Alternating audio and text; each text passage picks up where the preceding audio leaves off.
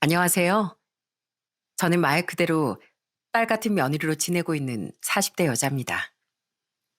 저는 시부모님과 지내면서 정말 딸처럼 대접받고 있다는 느낌을 자주 받고 있습니다. 비록 울고 웃으며 힘든 일을 겪기도 했지만 지금은 진짜 가족이 된 저희 식구들을 소개할게요. 우선 전 이루 말할 수 없이 불우한 환경에서 자랐습니다. 그 당시 저희 집엔 화목함, 따스함 이런 건 꿈도 못 꾸고 늘 술 냄새가 진동을 했어요. 사실 저희 엄만 다방을 운영하는 업주셨습니다. 엄마의 다방엔 뭔가 수상한 의도를 가지고 들락거리는 남자 손님들도 많았던 걸로 기억해요. 엄마의 직업이 이렇다 보니 학교에서도 놀림을 많이 당했답니다. 쟤네 엄마가 그 다방 한다는 거 맞지? 딸, 넌 저런 애랑 절대 어울리지 마. 하나를 보면 열을 한다고 가정교육이나 제대로 받았겠어? 넌 똑똑하고 잘 자란 친구들하고만 어울려. 친구들의 부모님도 저와 놀지 말라며 대놓고 절 손가락질했습니다. 그런데 제 불행은 여기서 끝이 아니었어요. 저희 아빠도 엄마 못지않게 동네에서 욕을 먹는 유명한 건달이었거든요. 아빤 맨날 술을 먹고 동네 사람들과 시비가 붙어 교도소를 밥 먹듯이 들락거렸습니다. 아빠가 엄마와 잠시라도 같이 있는 날엔 어김없이 큰 싸움이 나서 전 차라리 아빠가 감옥에 있을 때가 좋았어요. 야, 너 그 옷차림이 그게 뭐야? 또 다른 놈 만나러 나가냐? 너 낙방에 가 있는 사이에 바람 폈지? 몇 명이나 만났어, 어? 내가 무슨 바람을 피워. 손님 접대한 거지. 그게 그렇게 불안하고 못 믿겠으면 집구석에나 붙어 있던가. 네가 그러고도 남편이야? 뭐? 이게 진짜 너 말 다 했어? 부부싸움 할 때 부모님이 서로에게 하시는 말과 욕설을 들으며 전 절대 저런 사람이 되지 않아야겠다고 수백 번 다짐했었네요. 그러던 어느 날 오랜만에 집에 들어오신 아빠가 저에게 또 술심부름을 시키셨어요. 야, 너 나가서 소주 3병, 아니 4병만 사와. 저 미성년자라 술 못 사요. 그리고 술 살 돈도 없고요. 참나, 집에서 아버지가 심부름 시켰다고 해. 그리고 넌 벌써부터 돈 타령이냐? 그거 네 엄마한테 배웠지? 자, 얼른 이거 가지고 가서 빨리 사와. 원래 미성년자인 전 술을 살 수 없었지만 저한테 술을 팔지 않으면 아빠가 나타나서 행패를 부릴 걸 알기에 마트 사장님도 얼른 술을 지어 보내곤 했습니다. 그래서 그날도 소주 몇 병을 사들고 집으로 오는데 동네 근처 가로등 밑에서 어딘가 익숙한 사람이 보이더라고요. 아유, 정말 여기서 이러면 안 된다니까. 우리 신랑 보면 큰일 나.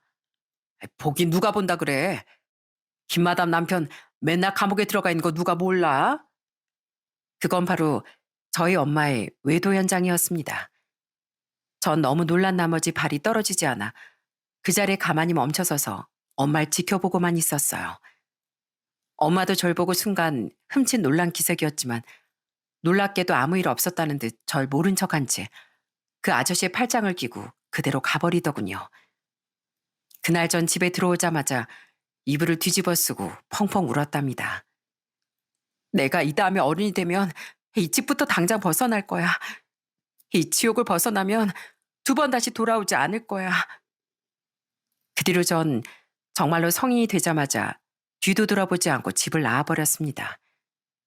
전 일단 집에서 최대한 먼 곳으로 차표를 끊고 아무도 제게 다방 마담의 딸이라고 건달 아버지를 뒀다고 손가락질하지 않을 곳으로 떠났죠. 호기로운 마음으로 집을 나오긴 했지만 처음엔 정말 막막하더라고요. 저는 마트, 공장, 식당 일을 전전하며 닥치는 대로 돈을 모았습니다. 그렇다 보니 몸도 마음도 늘 지쳤지만 이상하게도 집에 돌아가고 싶다는 생각만큼은 들지 않더라고요. 그렇게 전 산전수전 공중전까지 겪으며 27살이 됐습니다. 혜진 씨, 오늘도 고생 많았어요. 끝나고 다들 저녁 먹고 가기로 했는데 혜진 씨도 같이 가자. 가만 보면 혜진 씨는 너무 신비주의라니까. 고향이 어디인지 학교는 어디 출신인지 아무리 물어도 대답도 안 해주고. 죄송해요. 제가 말주변이 별로 없어서 고향은 뭐 그냥 이 근처예요. 전 오늘 좀 피곤해서 먼저 들어가 볼게요. 그럼 내일 봬요. 그때 전 같은 직장 동료들에게도 절대 제 고향 이야기를 하지 않았습니다. 혹시나 저희 집을 아는 사람을 만날까 봐 무서웠거든요. 그래서 주변 사람들에게 저도 모르게 벽을 치고 살았습니다. 하지만 정말 우연히 저의 이런 고단한 삶을 완전히 뒤바꿔준 사람이 나타났습니다. 어? 너 혹시 최혜진 아니야? 아, 너 맞지? 제일 고 최혜진 맞잖아. 야, 어떻게 여기서 다 만나냐? 그날도 혼자 퇴근하던 전 갑자기 영화를 보고 싶다는 생각이 들었습니다. 전엔 돈이 아까워 TV에서 방영해주는 영화 말곤 몇 번 본 적도 없었거든요. 그래서 동네 비디오 대여점에 가게 됐죠. 근데 거기서 제 고등학교 때 2년 선배를 만나게 된 거였습니다. 선배는 저를 무척 반가워하며 손을 잡아 흔들기까지 했어요. 하지만 전 빨리 그 자리를 도망치고 싶다는 생각뿐이었죠. 선배, 오랜만이에요. 여- 어떻게 여기에 계세요? 난 이 근처로 출장 나왔는데 밤에 숙소에서 할 일도 없고 만화책이나 빌려볼까 했지. 근데 너 만나려고 그랬나 보다. 나 사실 만화책 안 좋아하는데 이상하게 오늘따라 유독 보고 싶더라고. 그날 선배도 저처럼 갑자기 만화 생각이 나서 대여점에 온 거라고 하더군요. 전 오랜만에 선배를 보니 잊고 살았던 어린 시절이 떠올랐어요. 선배와 전 고등학교 때 같은 도서부 활동을 한 사이였거든요. 전 중학교 때 놀림을 받던 기억이 있어 쉬는 시간이면 늘 학교 도서실에 숨어 있곤 했습니다. 그때 고3이었던 선배도 자주 도서실에 와서 공부를 했던 것 같습니다. 그러다 가끔 이야기를 하게 됐고 선배의 추천으로 도서부 활동도 하게 되었죠. 그게 제 인생 처음으로 남들과 편견 없이 어울린 순간이었어요. 그런 선배를 거의 10년 만에 우연히 만나게 됐는데 제 모습이 너무 초라해 보일까봐 부끄러운 마음이 들더라고요. 혜진아, 넌 여전히 그대로구나. 여전히 씩씩하고 밝아 보인다. 너 혹시 저녁 먹었니? 안 먹었으면 나랑 저녁 좀 먹어주라. 나 혼자 출장 와서 밥 먹을 사람도 없다야. 선배는 오래전 그날처럼 또다시 혼자 있는 절 사람들 틈으로 이끌어줬습니다. 그 뒤 선배와 연락처를 주고받게 됐고 서로 마음이 통하는 사이로 발전하게 됐어요. 그 사람은 늘 외롭던 저의 옆자리를 든든하게 채워주었죠. 혜진아, 얼마 뒤 생일이지? 우리 그날 뭐 할까? 혜진이 너 좋아하는 고기 먹으러 갈까? 아니면 근교로 바람 쐬러 갔다 올까? 아니다. 일단 미역국부터 끓여야겠구나. 전엔 보통 생일날 뭐 하고 지냈어? 생일날? 아, 글쎄, 난 사실 생일이라고 특별하게 챙겨본 적이 없어서 전 정말 그 사람을 만나기 전까지 생일 축하를 받아본 적이 없었습니다.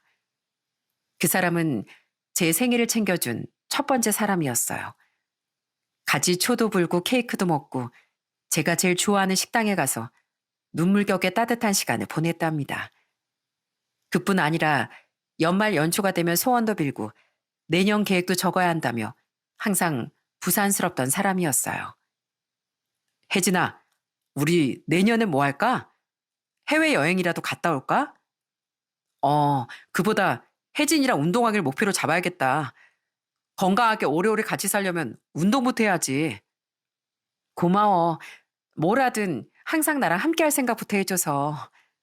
아유, 당연하지. 내년에도 10년 뒤에도 50년 뒤에도 우리 늘 함께일 거야. 전 늘 절 좋은 곳으로 데려다주는 이 사람이라면 결혼을 해도 좋겠다고 생각했습니다. 고맙게도 그이도 저와 같은 생각이었는지 저흰 연애 2년 만에 드디어 결혼에 골인했습니다. 그 당시 남편은 어느 작은 시골 군청의 공무원이었고 시댁 식구들도 멀지 않은 시골에서 살고 계셨어요. 전 그때 친정 식구들과 연락하지 않고 지냈기에 남편에게 소개할 가족이 없었죠. 그래서 혹여 시부모님이 결혼을 반대하면 어쩌나 걱정이었습니다. 하지만 이런 제 걱정이 무색하게도 시부모님은 너무나 좋은 분들이셨죠. 아이고, 우리 새아가 얼굴을 드디어 보는구나. 종우가 예쁜 각시 데려온다고 어찌나 자랑하던지. 나까지도 설레서 잠이 안 오더라고. 그런데 이렇게 보니까 종우 말보다 훨씬 더 곱고 참하네. 먼 길 오느라 고생 많았다. 일단 밥부터 먹자. 우리 새아가는 뭘 좋아하려나? 시골에서 방앗간을 운영하시는 시부모님은 손도 크고 인정도 많으셔서 제가 시댁에 갈 때마다 아주 진수성찬을 차려주시곤 했습니다. 시어머니가 해주시는 음식은 다 맛있었지만 제일 맛있었던 건 간 만든 따끈한 인절미였어요. 시어머니는 제가 또 떡을 좋아하는 걸 아시곤 제가 오는 날마다 새벽같이 일어나 따끈한 떡을 해주시곤 했습니다. 어머님, 인절미가 너무 맛있어요. 저 어머님 아버님 댁에 올 때마다 한 3kg씩은 쪄가는 것 같다니까요. 다 이 맛있는 떡 때문이라니까요. 많이 먹어. 넌 더 쪄도 돼. 동네 사람들이 우리 새아가 볼 때마다 이 시골에 연애 놓은 거 아니냐며 아주 난리도 아니야. 나중에 남편이 전해준 말인데 시어머니가 동네 사람들에게 그렇게 제 칭찬을 하셨답니다. 그래서 아예 절 모르는 사람이 없을 지경이었대요. 우리 며느리가 최고지. 그렇고 말고 어느 집 며느리가 저렇게 착하고 곱게 시부모님을 챙기겠어? 내가 해준 건 떡뿐인데 그래도 시애미가 해줬다고 맛있게 다 먹고 간다니까. 아주 방앗간 사장님 팔불출이 다 되셨네. 결혼 전부터 저렇게 예뻐하시니 결혼하고 나서는 어쩌시려고 저러나 몰라. 그전까지 부모님께 사랑받아 본 기억이 없던 전 시부모님께 넘치도록 큰 사랑을 받았답니다. 결혼하고 나서도 시부모님은 저를 정말 딸처럼 챙겨주셨어요. 그때 저희 시어머님 방앗간 일을 하시고 시아버진 작게 농사도 짓고 산에서 약초도 캐다 파셨거든요. 어느 날은 시아버지 혼자 산에 오르신다길래 저도 같이 따라 나선 적이 있었답니다. 아버님, 오늘은 저도 같이 가요. 저도 시골 사람이긴 한데 약초 같은 건 잘 모르거든요. 오늘 아버님 따라다니면서 좀 배워야겠어요. 산에 오르는 게 보통 힘든 일이 아닌데 괜찮겠냐?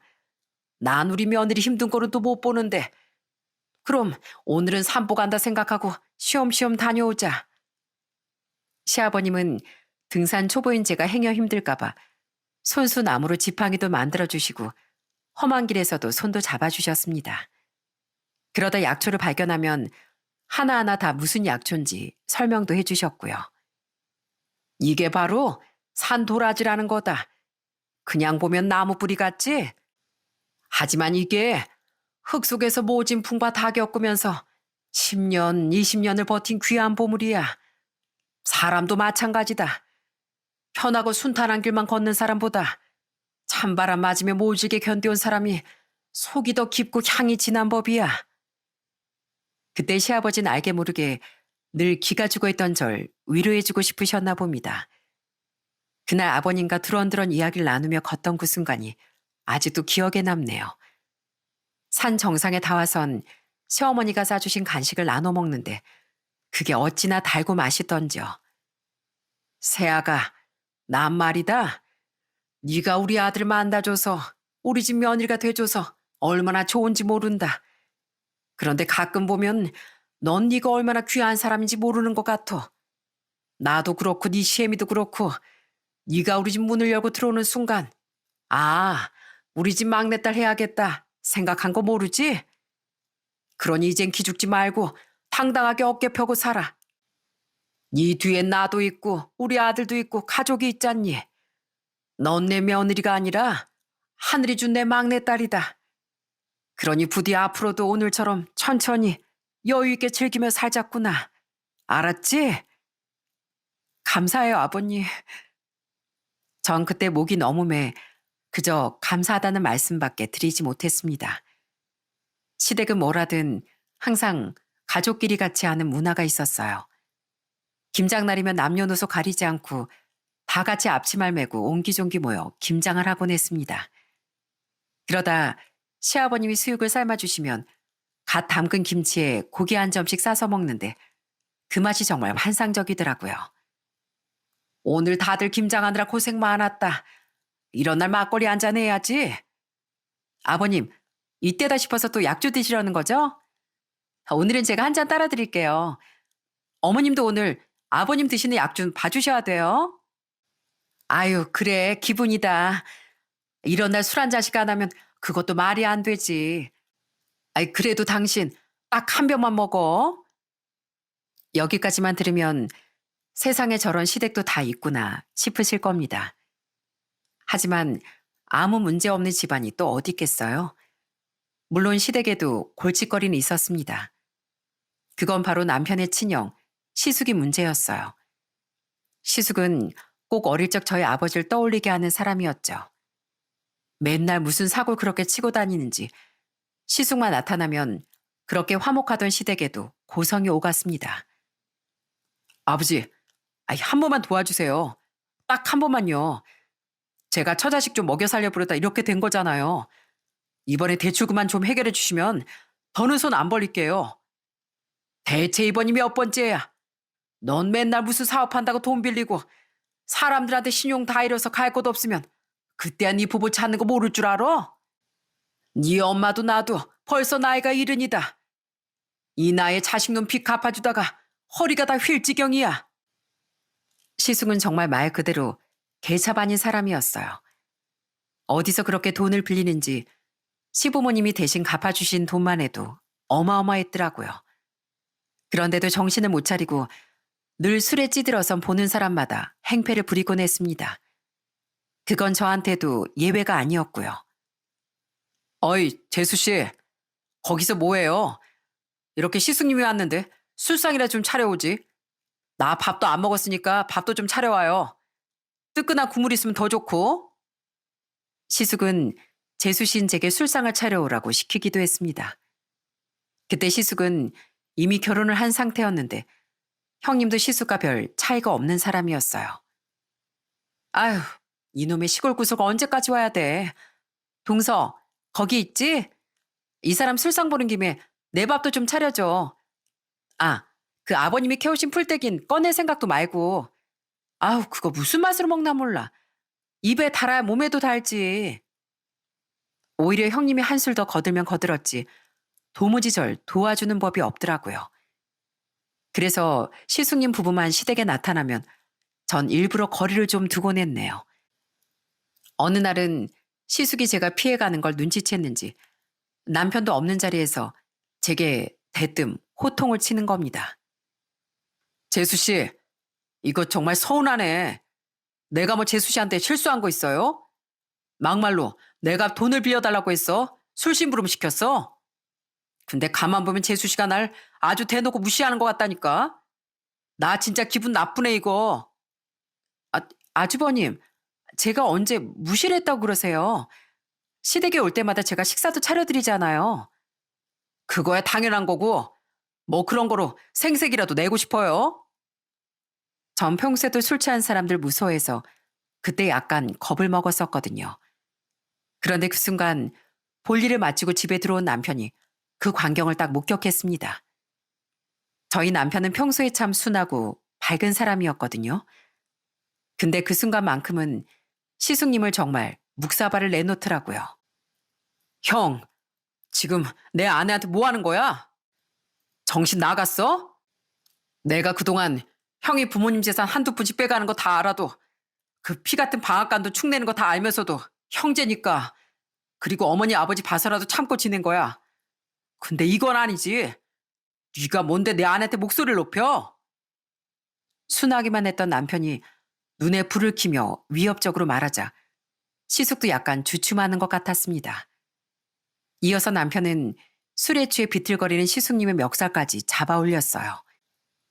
시숙님은 남편의 기세에 완전히 눌려 뒷걸음질을 쳤죠. 너, 너 형한테 말이 심하다. 내가 술 좀 먹어서 목소리가 컸던 거야. 재수씨, 오해하지 마세요. 너 이건 좀 놓고 얘기해라. 시숙은 남편이 손을 놓자마자 뒤도 안 들어보고 도망쳐버렸습니다. 남편은 그 뒤로도 진정이 안 되는지 한동안 씩씩거렸지만 그 와중에도 제가 놀랄까봐 먼저 살피더라고요. 여보, 미안해. 저 인간이 당신한테도 이런 민폐를 끼칠 거라고는 생각도 못했어. 앞으로 내가 잘 단속할게. 정말 미안해. 그건 남편이 미안해할 일은 아니었건만 남편은 본인이 잘못한 일인 양 제게 계속 사과를 했습니다. 다행인 건 시숙도 겁을 좀 먹었는지 한동안은 조용히 지내더라고요. 남편은 평소에도 늘 그렇게 제 걱정부터 하던 사람이었어요. 남편과 결혼해 아이 둘을 낳고 전 전업주부로 지냈거든요. 그런데도 남편은 퇴근하고 와서나 주말이면 먼저 나서서 애들 씻기는 건 물론이고 집안일까지 뚝딱 해치웠습니다. 여보, 설거지 내가 할게. 당신 당직까지 서고 와서 피곤하잖아. 얼른 들어가서 쉬어. 아니야. 당신이야말로 종일 애들하고 씨름했을 텐데 나 있을 때라도 좀 쉬어야지. 내가 금방 할 테니까 당신은 가서 TV라도 좀 보고 있어. 가끔 여유 있는 주말이면 남편은 아이들을 시부모님께 부탁드리고 저와 둘이 데이트를 즐기기도 했답니다. 결혼하고 아이까지 낳았지만 전 남편 덕분에 가끔은 신혼 분위기를 내곤 했어요. 우리 오늘 아예 저녁까지 먹고 들어오자. 자주는 아니더라도 가끔 이렇게 우리만의 시간을 갖는 게 좋은 것 같아. 연애 때 생각도 나고. 이렇게 남편은 절 살뜰히 챙겼지만 전 남편이 좋은 사람이라는 걸 느낄 때마다 오히려 미안한 마음이 커졌습니다. 그건 바로 저희 부모님 때문이었어요. 전 결혼식 할 때도 부모님을 부르지 않았거든요. 그런데 남편과 제가 동창이다 보니 소문이라도 났는지 어느 날 갑자기 엄마 아빠가 저희 집에 들이닥친 겁니다. 예, 최혜진, 너 진짜 오랜만이다. 그동안 부모 무시하고 살아서 좋았니? 아유, 어떻게 내가 하나뿐이단 결혼했다는 소식을 생판 남한테 들어야 돼. 부모님은 남편을 처음 보는 자리였는데도 완전히 노발대발하며 역정을 내시더라고요. 남편만이 예의를 갖춰 저희 부모님을 모셨습니다. 처음 뵙겠습니다. 제가 인사가 많이 늦었습니다. 전 박종우라고 합니다. 장인 장모님께 먼저 찾아뵙지 못하고 이렇게 인사드리게 돼서 정말 죄송합니다. 그래도 우리 사이가 말이 좀 통하는 모양이네. 혜진이 저건 부모랑 영 끊고 살겠다고 뛰쳐나가 독한 애야. 에휴, 누굴 닮아 저러는지 원. 부모님은 정말 뻔뻔하게 그날 저녁까지 제 남편에게 얻어먹고 가버리더라고요. 그 뒤로도 종종 부모님이 남편에게 연락을 해서 귀찮게 한다는 걸 알기에 전 늘 신경이 곤두서 있었죠. 그러던 어느 날 드디어 일이 터지고 말았습니다.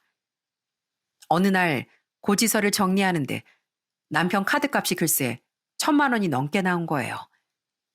제 남편 절대 사치라거나 허튼 데 돈을 쓰는 사람이 아니라 저는 정말 깜짝 놀랐습니다. 한편으론 이 사람이 혹시 헛바람이 든 건 아닌가 살짝 의심이 되기도 했고요. 그래서 남편에게 조금 차갑게 물었습니다. 당신 이 고지서 뭐야? 나한테 말도 한마디 안 하고 이렇게 큰 돈을 어디다 썼어? 당신 이런 사람 아니잖아. 그런데 정말 수상하게 남편이 대답을 망설이며 우물쭈물하는 겁니다. 그래서 저도 모르게 그날 처음으로 남편에게 언성을 높였어요. 그러자 남편은 무척 조심스럽게 이런 말을 하는 겁니다. 그게 말이야. 아, 이걸 어떻게 말해야 할지. 사실 장인어른께서 얼마 전에 연락을 주셨어. 이제 마음 잡고 살고 싶은데 트럭이라도 한 대 있으면 좋을 것 같다고. 뭐? 그럼 이 돈이 우리 아빠한테 차 사드린 돈이란 말이야? 그걸 왜 당신이 사줘? 정말 놀랍게도 제 부모님은 그동안 몇 번이나 남편한테 돈 부탁을 하셨나 봐요. 그러자 차까지 사달라고 하셨고 남편은 결국 그 부탁을 들어드린 겁니다. 미리 상의 못한 건 미안해. 그래도 당신의 세상에 낳아주신 분들인데 사위인 내가 외면할 수가 없었어. 전 그제야 정말 사과할 사람은 사실 저였다는 생각이 들더군요. 전 그 일이 있고 곧바로 부모님께 전화를 걸어 연을 끊고 살자고 선언했어요. 어차피 부모 노릇 한번 제대로 해준 적도 없으면서 이제와 부모인 척 하지 마세요. 내 남편한테 연락 그만하고요. 이쯤에서 영 끊고 남남으로 사는 게 제가 할 수 있는 마지막 자식의 도리예요. 그렇지 않으면 우리 서로 더 추해지지 않겠어요? 뭐야? 너 지금 그게 부모한테 할 소리야? 네 남편한테 그깟 차 한 대 받았다고 이러는 거야? 아, 내가 널 어떻게 키웠는데? 어떻게 키우긴요? 나몰라라고 두 분 살기만 바빴죠. 안 그래요? 살면서 외동당 생일 한 번, 입학식, 졸업식 한 번이라도 챙긴 적 있어요? 어차피 애초부터 난 부모님 같은 건 없다고 생각하고 살았어요. 그러니까 이제 내 인생 그만 망치고 제발 사라져요. 전 그렇게 전화를 끊고 모든 연락처를 차단했습니다. 남편에게도 제발 그 사람들과 연락하지 말라고, 찾아와도 만나주지 말라고 부탁했어요. 남편은 결국 알겠다며 제 부탁을 들어주었고요. 그렇게 전 드디어 지긋지긋했던 부모님과의 연을 끊게 됐습니다. 그 뒤론 전 시부모님만 열심히 모시며 14년이 넘게 결혼 생활을 이어갔습니다. 저희 아이들도 벌써 초등학생이 되어서 큰애가 다음에 중학교 입학을 앞두고 있었어요. 그렇게 길다면 긴 세월이 지났지만 여전히 저희 아버님 어머님은 절 딸처럼 대해주셨답니다. 어머마, 너 좋아하는 인절미 주려고 내가 품이 안고 집까지 뛰어왔다. 목 맥히니까 물이랑 꼭 같이 먹어. 시어머님은 그러며 제 입가에 묻은 콩고물까지 닦아주셨답니다. 그렇게 아무 문제 없이 평화롭기만 하던 어느 날이었어요. 그 무렵 남편이 이상하게 자꾸 배가 아프다는 소리를 하더라고요. 아휴, 이상하네.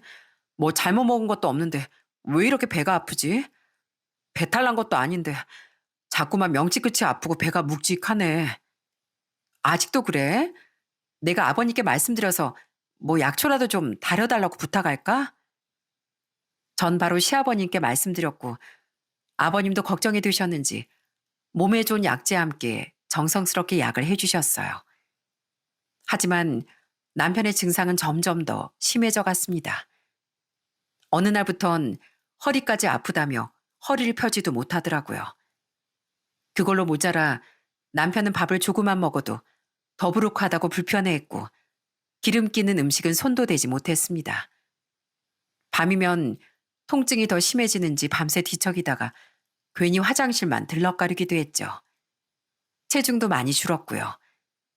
저는 더는 두고 볼 수가 없어 당장 남편 손을 이끌고 병원으로 향했습니다. 당신 이제 나이도 있고 아픈 걸 참으면 안 돼. 아이, 그러다 혹시 문제라도 있으면 어떡하려고 그래. 아유, 괜찮어.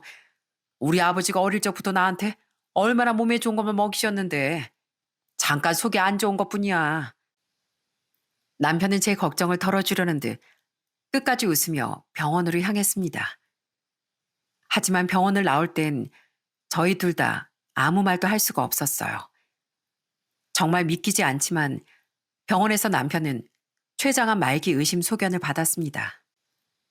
아무리 췌장암이 조기 발견이 늦은 병이라지만 갑자기 제 남편이 말기 암일지도 모른다니까 이게 무슨 일인가 싶기도 했어요. 전 한동안 말을 잇지 못하다 그저 오진일 거라며 다른 병원에 가보자고 했죠. 그날 집에 돌아오는 길에 남편은 평소처럼 아이들 이야기를 하더라고요. 큰애가 요즘 키가 부쩍 큰 것 같다느니 작은애는 아직도 숙제를 미룬다느니 하는 평범한 이야기들이요. 혹시라도 입 밖으로 꺼내는 순간 남편이 아픈 게 진짜가 될까봐 차마 다른 얘기는 할 수 없겠더라고요. 하지만 불행하게도 얼마 뒤 다른 병원에서 받은 결과도 마찬가지였어요. 여보, 걱정하지 마. 내가 당신 살릴 거야. 요즘이 어떤 세상인데 치료 못하는 병이 없다잖아. 그러니까 내가 꼭 당신 살릴 거야. 아니, 꼭 살게 할 거야. 그때 전 남편을 살리기 위해서라면 못할 일이 없었습니다. 전 남편을 당장 서울의 큰 병원에 입원을 시켰어요. 남편은 병원에 있더라도 고향에 있고 싶어 했지만 전 단호하게 남편을 말렸답니다. 덕분에 시부모님도 매번 서울까지 와서 남편의 병간을 도우셨어요. 사실상 그때 남편의 상태가 이미 너무 안 좋은 상태라 더는 손쓸 방법도 없는 지경이었습니다. 그런데도 저흰 마치 희망이 남은 것처럼 애써 스스로를 속이고 있었던 것 같아요. 어머님, 어제도 병원에서 주무시느라 고생 많으셨죠? 오늘은 제가 있을게요. 그러니까 집에 가셔서 며칠 푹 쉬다 오세요. 어머님, 아버님 병원에서 식사도 제대로 못 하시잖아요. 아니다. 어떻게 어머님한테 병간을 다 맡기고 가겠니? 너라도 가서 좀 눈 좀 붙이고 와. 이러다 어머마저 몸 상하겠어. 하지만 정작 몸에 무리가 가고 있던 건 연로하신 시부모님이었습니다. 특히 어머님은 종종 머리가 어지럽다며 몇 번 입원까지 하셨어요. 그렇게 어머님이 병원 신세 지실 때마다 저도 같이 가고 싶었는데 시부모님이 한사코절 말리셨죠. 종우 병간호도 힘들 텐데 아이 뭐하러 우리까지 신경 써. 내 옆에 네 시아버지가 있으니까 괜찮다. 올 것도 없어. 하루 수액만 맞으면 괜찮아진대. 어머님, 그래도 어떻게 두 분만 병원에 다녀오시게 해요. 저도 같이 가서 선생님한테 말씀도 듣고 궁금한 것도 여쭤보고 할게요. 아유, 괜찮대도 네가 자꾸 이러는 게 더 불편하다. 넌 우리 종우만 신경 써. 그걸로도 충분해. 평소에 고집이 없으신 편인 시어머니는 그날따라 유독 신경 쓸 거 없다며 고집을 부리시더군요. 저도 그때 남편을 신경 쓰느라 정신이 없어 알겠다며 시어머니의 뜻을 따랐죠. 말기암에 걸린 남편의 병간호는 정말 쉽지 않았습니다. 우선 매일 고통스러워하는 남편을 지켜보는 게 정말 지옥이었어요. 남편은 숨 쉬는 것도 힘겨워했습니다. 이미 암세포가 췌장을 넘어 다른 곳으로 전이가 시작됐고 남편은 매일 끙끙 앓으며 고통을 참아냈습니다. 여보, 누구 좀 아무나 불러줘. 누가 내 등 뒤를 송곳으로 콕콕 쑤시는 것 같아. 나 좀 살려줘. 한때 절 든든하게 안아주던 남편의 넓은 등은 이제 뼈마디가 앙상하게 드러나 있었습니다. 그러다 복수가 찼을 땐 가늘한 팔다리에 배만 비정상적으로 부풀기도 했고요. 황달로 노랗게 물든 남편의 눈을 볼 때마다 전 차라리 이 모든 고통이 저에게 오길 빌고 또 빌었습니다. 그 와중에도 남편은 고통을 참아보겠다고 온몸에 피가 날 때까지 긁으면서도 입술을 꽉 깨물며 신음을 참았어요. 남편의 그 고집이 절 더 아프게 했습니다. 여보, 그냥 차라리 소리를 질러. 아프다고 힘들다고 해도 괜찮아. 내가 다 받아줄게. 내가 당신 옆에 있으니까 괜찮아. 하지만 제 1년도 되지 않아 그 무서운 병은 결국 남편을 머나먼 곳으로 데려갔습니다. 남편은 세상을 떠나는 그 순간까지 고통스러워하며 한마디 유언도 남기지 못했어요. 그 마지막을 지켜보면서 시어머니는 진작 혼절하셨고 저도 아이들도 울음소리로 남편을 보내야 했습니다. 아빠 눈 좀 떠보세요. 저 대학 갈 때까지 버틸 거라고 하셨잖아요. 엄마 혼자 둘 수 없다고 꼭 이겨낼 거라고 했잖아요. 여보, 여보 안 돼. 나 당신 없이는 아직 안 돼. 내가 잘못했어. 당신한테 평생 받기만 하고 해준 건 하나도 없어서 정말 미안해. 제 남편은 이 짧은 글에 다 녹여낼 수 없을 정도로 정말 좋은 사람이었답니다. 직장에선 언제나 동료들에게 친절한 사람이었고 가족들에게 무엇과도 바꿀 수 없는 소중한 아들이자 남편 그리고 아빠였죠. 그런 남편이 그 젊은 나이에 병마와 싸우다 세상을 떠났다는 게 너무나 가혹하게 느껴졌습니다. 전 대체 무슨 정신으로 남편의 장례를 치렀는지도 모르겠어요. 그때 시부모님의 상태가 너무 안 좋으신 것 같아 몹시 신경이 곤두서 있던 것만 기억이 나네요. 장례 기간 내내 제가 밥을 먹었는지 잠을 잤는지 그런 건 하나도 떠오르지 않을 정도로 현실감이 전혀 없었거든요. 그 와중에도 남편의 떠난 자리를 정리하는데 3개월이나 걸렸습니다. 안녕하세요. 저 사망신고 하러 왔는데요. 남편의 사망신고를 하러 가는 날 발길이 떨어지지 않아 몇 번이나 망설였는지 모릅니다. 겨우 마음을 먹고 남편 사망진단서를 들고 가 신고를 하는데 창고 직원이 담담하게 고인 성함 말씀해 주세요. 라고 묻더라고요. 전 그제야 실감이 좀 났습니다. 더는 남편이 제 곁에 없다는 게 그제야 조금 인지가 됐던 것 같아요. 그렇게 사망 신고까지 마치고 시댁으로 들어갔는데 놀랍게도 마루에 짐가방 몇 개가 놓여 있더라고요. 그리고 그 옆엔 오랜만에 나타난 시숙이 서 있었죠. 여긴 왜 또 찾아왔대? 이제 우리 남남이잖아요. 그러니까 당신도 갈 길 가. 설마 우리 집에 뭐 콩고물이라도 떨어질까봐 아직 붙어있는 건 아니겠지? 시숙은 제게 이제 남남이니 이 집에 더는 오지 말라며 절 밖으로 떠밀더라고요. 그때 제 아이들도 옆에 있었는데 아이들까지 막 현관 밖으로 밀어내는 겁니다. 전 애타게 시부모님을 불렀어요. 어머님, 아버님, 아주버님 좀 알려주세요. 제가 가긴 어딜 가요. 어머님, 아버님 건강도 안 좋으신데 제가 옆에 있어야죠. 제가 소리를 지르자 시아버님도 뛰어나오셔선 시숙을 말리시더라고요. 너 지금 뭐 하는 짓이냐? 네가 무슨 자격이 있다고 내 며느리한테 이런 짓을 해? 나갈 거면 네가 나가. 아버지, 이거 놓으세요. 진짜 저 힘쓰게 하지 마세요. 이 여자 이제 우리 집이랑 아무 상관도 없는 여자라고요. 괜히 집에 남겨놨다가 나중에 유산 달란 소리밖에 더 하겠어요? 남편이 떠나고 시숙 눈엔 제가 그저 유산이나 노리며 기회를 엿보는 것처럼 보였나 봅니다. 저도 그렇고 시숙과 시아버지도 한참을 문 앞에서 씨름하고 있는데 그때 충격적이게도 시모가 시숙의 편을 드는 겁니다. 다 그만 못해? 지금 종우 떠난 지 얼마나 됐다고 이 소란이야? 어머마, 너도 잘 듣거라. 이제 우리 종우도 없고 그러니 너도 애들 데리고 나가라. 너도 이제 네 살 길 찾어. 네? 어머님, 그게 무슨 말씀이세요? 제 살 길을 찾으라뇨. 시어머님은 그러며 제 얼굴을 보지도 않고 제 품에 서류 봉투 하나와 돈 봉투 하나를 안겨주셨어요. 이거 소 10마리 판 돈이다. 이 돈이면 너 어디 가서 월세방이라도 구할 수 있을 게야. 이 돈 가지고 가라. 더는 집안에 싸움 만들지 말고 가라고. 이 서류는 나중에 좋은 곳에 자리 잡으면 그때 봐라.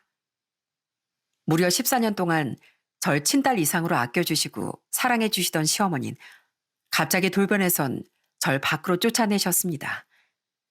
전 시숙이 저한테 뭐라 험한 말을 하는진 귀에 하나도 들어오지 않았어요. 대신 시어머니가 절 버렸다는 생각에 하염없이 눈물이 나더라고요.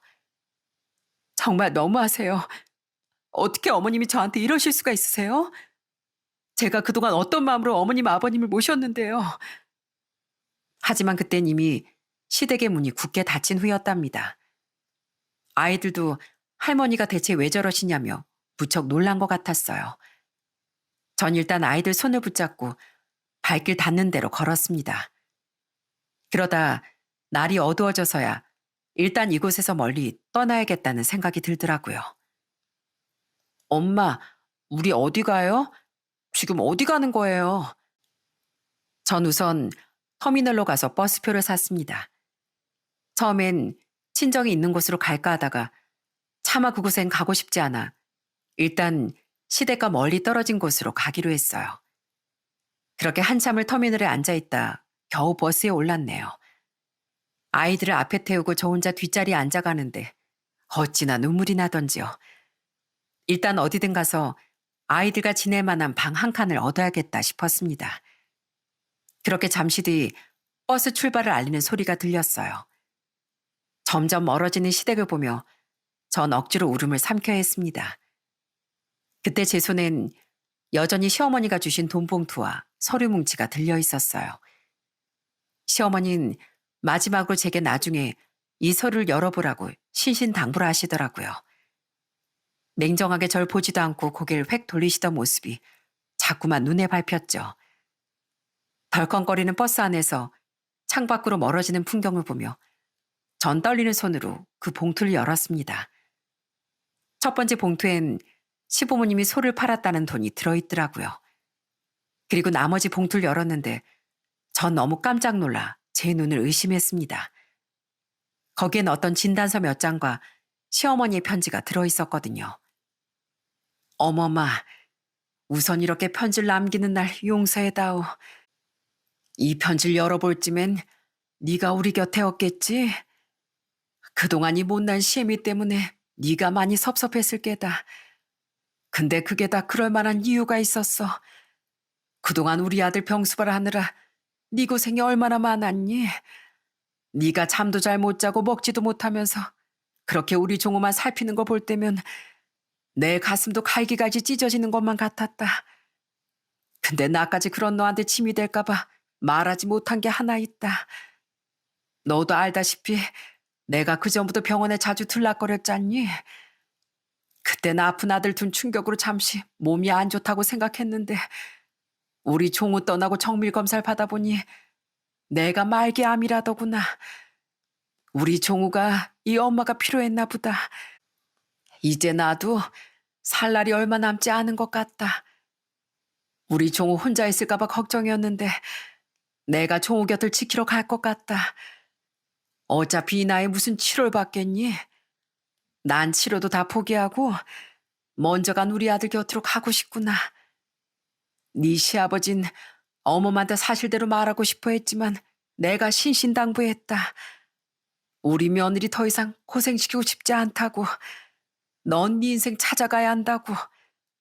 그러니 네 시아버진 너무 미워하지 말았으면 좋겠다. 많이 미안하다. 내 딸보다도 더 귀한 며느라. 부디 좋은 곳 가서 우리 걱정 말고 잘 지내길 바란다. 그 서류들은 놀랍게도 시어머님 말기암 진단서와 유언장이었습니다. 시어머님은 남편이 투병할 당시 병을 진단받으셨지만 저에게 또다시 짐을 주고 싶지 않아 그 사실을 숨기고 있던 거였어요. 어머님은 아마 절 독하게 보내고 홀로 제 남편 곁으로 떠날 준비를 하실 모양이었습니다. 기사님, 당장 버스 좀 세워주세요. 제발 저 좀 내려주세요. 얘들아 일어나. 당장 할머니 댁으로 가자. 저는 그 모든 게 파악된 순간 당장 버스에서 뛰어내렸습니다. 그리고 바로 콜택시를 불러 시댁으로 향했어요. 기사님, 여기로 제발 빨리 좀 가주세요. 부탁이에요. 택시에 올라서도 눈물로 시야가 흐려져 앞이 보이지 않았지만 마음만은 이미 시댁으로 향하고 있었습니다. 그렇게 정신없이 택시에서 내려 다시 낡은 대문을 열고 들어서는데 제 예상처럼 시부모님이 주저앉아 울고 계시더라고요. 여보, 우리 며느리 이제 어디 가서도 잘 살겠지? 걔가 마음이 약해서 큰일이야. 부디 우리는 있고 잘 살아야 할 텐데 우리 며느리 불쌍해서 어쩌나. 내가 죄가 많아서 어떡하나. 왜 그런 소리를 해? 이렇게 울 거면 다시 어머니 불러오자. 당신 정말 큰일 나겠어. 정코장 안으로 뛰어들어가 어머님을 와락 끌어안았습니다. 어머니, 제가 어딜 가요? 여기가 저희 집인데 대체 어딜 가란 말씀이세요? 저 못 가요. 이대로 떠나면 하늘에 있는 남편 얼굴을 제가 무슨 염치로 보겠어요? 어머님 이렇게 아프신데 저만 살겠다고 떠나는 게 자식으로 살 짓인가요? 저한테 두 분이 제 친부모님이나 마찬가지잖아요. 아니, 제 부모님보다 더 존경하고 사랑하는 분들이라고요. 그때 곁에 있던 아이들도 할머니, 할아버지 품으로 파고들며 울먹였습니다. 할머니, 할아버지, 울지 마세요. 저희 안 갈게요. 할아버지랑 할머니랑 다 같이 살 거예요. 그러니까 가라는 소리 마세요. 시아버진 고개를 푹 숙인 채 어깨를 들썩이며 우셨고 시어머니는 여전히 절 밀어내려고 애쓰셨습니다. 왜 또 왔어? 네 인생 찾아가라니까. 내가 어떻게 염치 없이 널 붙잡겠니? 너도 네 인생이 있는데 이 늙은 시애미가 무슨 자격으로 널 붙잡어? 자격이 왜 없으세요? 저한테 처음으로 엄마가 돼주셨잖아요. 아버님도 처음으로 제 손을 잡아주시고 제가 힘들 때마다 일으켜 주셨잖아요. 그 모든 게 저한테 처음이었단 말이에요. 결국 제 말을 들으시곤 시어머니는 전처럼 절 따스하게 안아주셨답니다. 미안하다. 미안해. 내가 너한테 큰 상처를 줬구나. 아이고, 우리 강아지들. 할머니가 미안하다. 그날 저희 모든 가족은 서로를 끌어안고 가슴속에 쌓아두었던 모든 슬픔을 터뜨렸습니다. 날이 새도록 울고 또 울며 서로가 서로에게 얼마나 소중한 존재인지 다시금 깨달았던 것 같아요. 어머님, 저 절대 안 가요. 이제 저랑 열심히 치료받으셔야 돼요. 그러니까 약속하세요. 저랑 아이들 곁에 오래오래 계셔주겠다고요. 제가 잘 모실게요. 그날 이후 전 다시 시부모님을 모시고 살기로 굳게 마음먹었어요. 어머님은 제 고집에 못 이겨 다시 병원에 입원하셨고 치료를 시작하셨답니다. 그 와중에도 시수가 형님은 중간중간 찾아와 비수를 꽂는 말들을 내뱉었습니다. 뭐야, 아직 안 갔어? 진짜 양심도 없네. 우리 부모님 그나마 남은 재산이라도 다 돈 뜯어내려고 이래? 효부인 척 잠깐 하다가 돈 들고 튈 작정이지? 내가 모를 줄 알고? 참, 그건 당신 생각이겠지. 어머님 아프신 거 생각도 안 하고 그런 말이 하고 싶어? 전 그때까지 참아왔던 분노가 마침내 폭발했습니다. 그래서 물불 안 가리고 당장 마당에 있던 몽둥이를 집어들었죠. 이 인간들아, 너희가 정말 사람이니? 지금 어머님 몸 상태가 어떤 줄이나 알아? 말기암 판정받고 사투를 벌이고 계신데 너희가 한 번이라도 찾아와서 걱정한 적 있어? 간병 한 번 해본 적이 있냐고. 당장 나가. 당장 안 나가? 너흰 여기 있을 자격도 없어. 제가 그렇게 도끼를 품고 몽둥이를 휘두르자 시숙은 엄청 당황하며 뒷걸음질을 쳤습니다. 이게 미쳤나? 왜 이래? 이거 어디 독초라도 잘못 먹은 거 아니야? 이러다 진짜 사람 치겠네. 그래, 나 미쳤다. 이판사판이야. 동네 사람들 다 불러서 너희가 얼마나 못된 자신인지 다 보여줄까? 당장 안 꺼져? 제 기세에 질려버린 시숙네는 그 길로 도망쳐 발길을 또 끊어버렸습니다. 간혹 다시 찾아와 기웃거렸지만 그때마다 전 머리에 꽃을 단 사람처럼 소리를 질러댔어요. 그 뒤론 저한테 질렸는지 전화도 한 통이 없네요. 제 이런 행동은 동네에 소문이 나서 쑥스럽지만 저 같은 며느리가 없다며 칭찬들을 해주시더라고요. 하지만 전 남들에게 인정받기 위해 시부모님을 모시는 건 절대 아닙니다. 전 정말 절 딸처럼 생각해 주시고 당신들의 마지막 순간까지도 절 배려해 주신 그 따뜻한 시부모님께 제 인생을 다 바쳐 보답하고 싶었을 뿐이에요. 우리 며느리 덕분에 내가 1년은 더 살 것 같다. 이러다 너무 오래 살다 가는 건 아닌가 싶어. 어머님, 무슨 그런 말씀을 하세요. 10년, 20년 더 오래오래 저랑 재밌게 지내셔야죠. 그쵸, 아버님? 처음 병원에선 어머님이 길어야 6개월이라고 하셨지만 벌써 1년이 넘게 저희 곁에서 잘 견뎌주고 계십니다.